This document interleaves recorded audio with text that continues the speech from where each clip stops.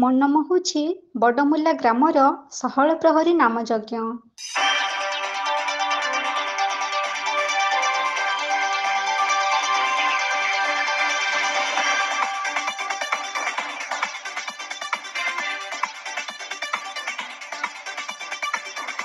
ଝାଞ୍ଜ ମୃଦଙ୍ଗର ଶବ୍ଦରେ ଚତୁର୍ଦିଗ ପ୍ରକମ୍ପିତ ହୋଇ ଉଠୁଛି। ଆଧୁନିକତାର ସୁମଧୁର ସ୍ୱରରେ ପ୍ରତ୍ୟେକ ଦର୍ଶକଙ୍କ ହୃଦୟରେ ଖେଳି ଯାଉଛି ଆଧ୍ୟାତ୍ମିକତାର କମ୍ପନ। ଆକର୍ଷଣୀୟ ବେଶ ପୋଷାକରେ ସଜ୍ଜିତ ହୋଇ ନୃତ୍ୟଶିଳ୍ପୀ ତାଙ୍କର ନୃତ୍ୟକଳାର କମାଲ ଦେଖାଉଥିବା ବେଳେ ଦର୍ଶକ ମଧ୍ୟ ଖୁବ୍ ଆଗ୍ରହ ସହକାରେ ଚାହିଁ ରହିଛନ୍ତି ଝିଲମିଲ କରୁଥିବା ରଙ୍ଗୀନ ରଙ୍ଗମଞ୍ଚର ପବିତ୍ର ମେଢ଼ ଉପରକୁ। ଗହଳ ଚହଳର ଏକ ଜନସମୁଦ୍ର ଦୃଶ୍ୟରେ ନିଜକୁ ହଜେଇ ଦେଇ ସମସ୍ତେ ଏକତାର ଡୋରରେ ଛନ୍ଦି ହୋଇ ଉପଭୋଗ କରୁଛନ୍ତି ମନୋରଞ୍ଜନର ଏକ ଭକ୍ତିଭରା ଦୃଶ୍ୟକୁ।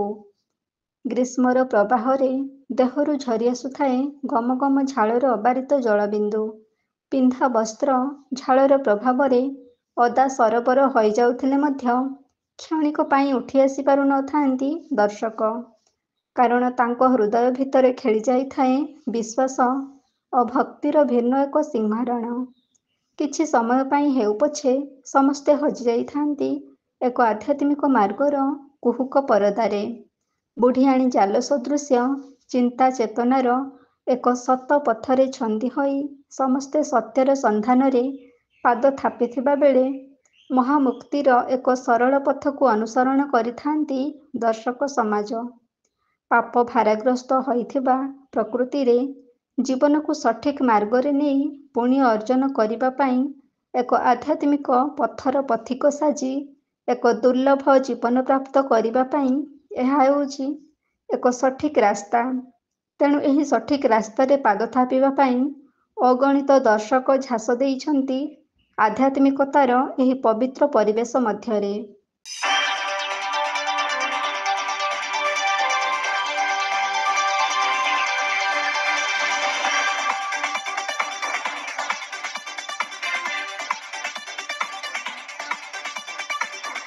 ନୂଆପଡ଼ା ଜିଲ୍ଲା ଖଡ଼ିଆଳ ବ୍ଲକ ଅନ୍ତର୍ଗତ ଅରେଡ଼ା ଗ୍ରାମ ପଞ୍ଚାୟତର ବଡ଼ମୁଲା ଗ୍ରାମରେ ମହାସମାରୋହରେ ଆୟୋଜିତ ହୋଇଯାଇଛି ଷୋହଳ ପ୍ରହରୀ ନାମଯଜ୍ଞ। ବିଶ୍ୱର କଲ୍ୟାଣ ଏବଂ ଗ୍ରାମର ମଙ୍ଗଳ କାମନା ପାଇଁ ଗ୍ରାମର ପ୍ରତ୍ୟେକ ପରିବାରଙ୍କ ସହଯୋଗରେ ଏହି ଅଖଣ୍ଡ ଷୋହଳ ପ୍ରହରୀ ନାମଯଜ୍ଞ ମହା ଆଡମ୍ବର ସହକାରେ ଆୟୋଜିତ ହୋଇଯାଇଛି। ଏହି ଅଖଣ୍ଡ ଷୋହଳ ପ୍ରହରୀ ନାମଯଜ୍ଞରେ ପୂଜକ ଭାବରେ ସୀତାରାମ ମିଶ୍ର ଏବଂ ତାଙ୍କ ସହଯୋଗୀ ଟୁନା ମିଶ୍ର ଯଜ୍ଞର ରୀତିନୀତି ଅନୁସାରେ ପୂଜାର୍ଚ୍ଚନା କରି ନାମଯଜ୍ଞକୁ ଆଗେଇ ନେଇଥିଲେ। କର୍ତ୍ତା ଭାବରେ ବାଲ ମୁକୁନ୍ଦ ସିଂ ଏବଂ ତାଙ୍କ ସହଧର୍ମିଣୀ ସୁକାନ୍ତି ସିଂ ଗୁରୁତ୍ୱପୂର୍ଣ୍ଣ କାର୍ଯ୍ୟ ତୁଲାଇଥିଲେ। ଅଖଣ୍ଡ ନାମଯଜ୍ଞକୁ ଶୃଙ୍ଖଳାର ସହିତ ସାଫଲ୍ୟମଣ୍ଡିତ କରିବା ପାଇଁ ଗ୍ରାମର ଯଜ୍ଞ କମିଟି ମୁଖ୍ୟ ଦାୟିତ୍ୱ ଲିଭାଇଥିବା ବେଳେ ଯଜ୍ଞ କମିଟିର ସଭାପତି ସୁଜନ ମହାଖୁଡ, ଉପସଭାପତି ସିଙ୍ଗର ମଲ୍ଲିକ, ସମ୍ପାଦକ ଶେଷ ଦାସ, କୋଷାଧ୍ୟକ୍ଷ ନିଲାମ ସଗରିଆ, ଘନଶ୍ୟାମ ମହାଖୁଡ, ବିନୋଦ ସିଂ, ଲବ ମଲ୍ଲିକ ଏବଂ ସଂକୀର୍ତ୍ତନ ମଣ୍ଡଳୀ ସହିତ ବଡ଼ମୁଲା ଗ୍ରାମବାସୀ ସମ୍ପୂର୍ଣ୍ଣ ସହଯୋଗ କରିଥିଲେ।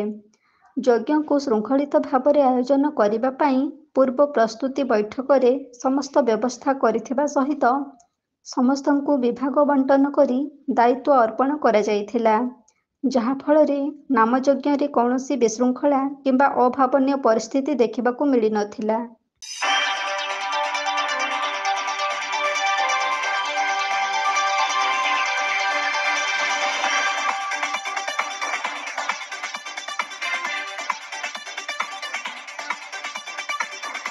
ଏହି ଅଖଣ୍ଡ ଷୋହଳ ପ୍ରହରୀ ନାମଯଜ୍ଞରେ ସମୁଦାୟ 8 ଗୋଟି ସଂକୀର୍ତ୍ତନ ଦଳ ଯୋଗଦେଇ ତାଙ୍କର କଳା ଚାତୁରୀରେ ଦର୍ଶକମାନଙ୍କୁ ବାନ୍ଧି ରଖିବାରେ ସହାୟ ହୋଇଥିଲେ। ଖୁବ୍ ଉଚ୍ଚକୋଟୀର ହରିନାମ ପରିବେଷଣ କରି ସୁମଧୁର ସ୍ୱର ତଥା ଆକର୍ଷଣୀୟ ନୃତ୍ୟରେ ବଡ଼ମୁଲା ଗ୍ରାମକୁ ଭିନ୍ନ ଏକ ରୂପ ଦେଇଥିଲେ। ଦର୍ଶକ ସମାଜ ମଧ୍ୟ ବଛା ବଛା ସଂକୀର୍ତ୍ତନ ଦଳଙ୍କ ନାମ ସଂକୀର୍ତ୍ତନ ଉପଭୋଗ କରି ଖୁବ୍ ଆନନ୍ଦ ଅନୁଭବ କରିଥିଲେ। ଏହି ନାମଯଜ୍ଞକୁ ଦେଖିବା ପାଇଁ ବହୁ ଦୂରଦୂରାନ୍ତରରୁ ଦର୍ଶକ ଛୁଟି ଆସିଥିବା ବେଳେ ନୂଆପଡ଼ା ଜିଲ୍ଲା ସହିତ ପଡ଼ୋଶୀ ଜିଲ୍ଲା କଳାହାଣ୍ଡି ଏବଂ ବଲାଙ୍ଗୀରରୁ ମଧ୍ୟ ଦର୍ଶକ ଆସିଥିବା ଦେଖିବାକୁ ମିଳିଥିଲା।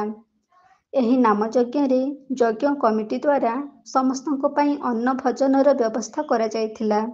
ଦର୍ଶକମାନେ ନାମଯଜ୍ଞ ଉପଭୋଗ କରି ଅନ୍ନ ଭୋଜନ ଗ୍ରହଣ କରି ଖୁବ୍ ଆଶ୍ୱସ୍ତି ଲାଭ କରୁଥିବା ଜଣାପଡ଼ିଥିଲା। ଖୁବ୍ ଶୃଙ୍ଖଳାର ସହିତ ଏ ବର୍ଷ ବଡ଼ମୁଲା ଗ୍ରାମରେ ମହାସମାରୋହରେ ଷୋହଳ ପ୍ରହରୀ ନାମଯଜ୍ଞ ଅନୁଷ୍ଠିତ ହୋଇଯାଇଥିବା ବେଳେ ଦର୍ଶକ ମଧ୍ୟ ଶାନ୍ତିରେ ନାମଯଜ୍ଞ ଦେଖି ଗ୍ରାମର ଯଜ୍ଞ କମିଟିକୁ ଭୂୟସୀ ପ୍ରଶଂସା କରିଥିଲେ। ଆଗାମୀ ବର୍ଷ ପାଇଁ ଭିନ୍ନ ଏବଂ ଅଧିକ ଆକର୍ଷଣୀୟ ଭାବରେ ଆୟୋଜନ କରିବା ପାଇଁ ଲକ୍ଷ୍ୟ ରଖାଯାଇଛି ବୋଲି ଯଜ୍ଞ କମିଟି ସୂଚନା ଦେଇଛନ୍ତି।